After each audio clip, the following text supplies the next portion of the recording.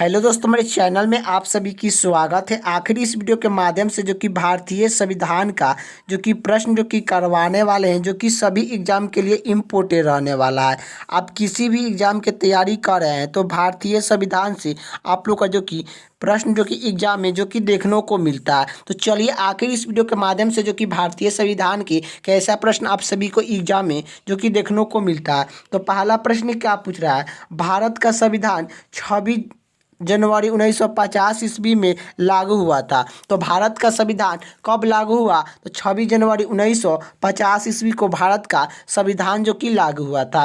अगले का प्रश्न क्या पूछ रहा है, अगले का प्रश्न ये पूछ रहा है कि भारत का संविधान 26 नवंबर 1949 को बनकर तैयार हुआ। तो भारत का संविधान बनकर तैयार कब हुआ, तो भारत का संविधान बनकर तैयार कब हुआ, तो 26 नवंबर 1949 को, 26 नवंबर 1949 को भारत का संविधान बनकर जो कि तैयार हुआ।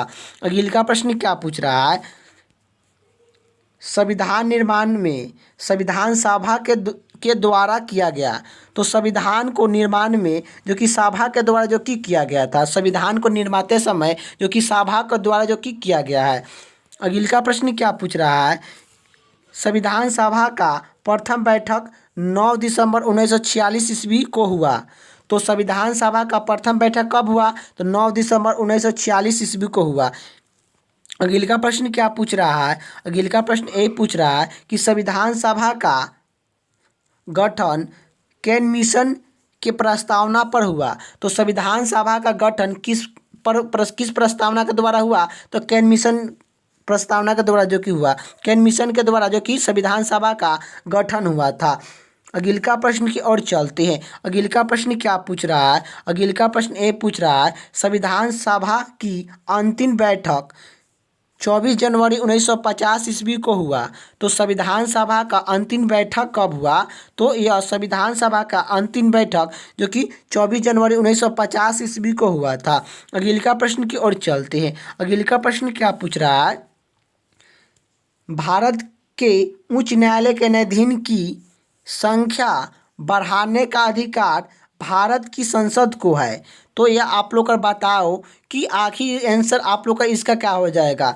तो देखिए इसका राइट आंसर क्या हो जाएगा, आप लोग का जो कि संसद हो जाएगा। क्या पूछ रहा है प्रश्न में कि भारत के उच्च न्यायालय के न्यायाधीश की संख्या को बढ़ाने का अधिकार किसको है, तो भारत का संसद को है। संसद का जो कि 3 अंग होता है, क्या 3 गो अंग होता है, कौन कौन सा होता है, एक होता है राष्ट्रपति का, एक होता है राष्ट्रपति, एक होता है राष्ट्रपति, एक होता है राज्यसभा, एक होता है राज्यसभा, एक होता है लोकसभा।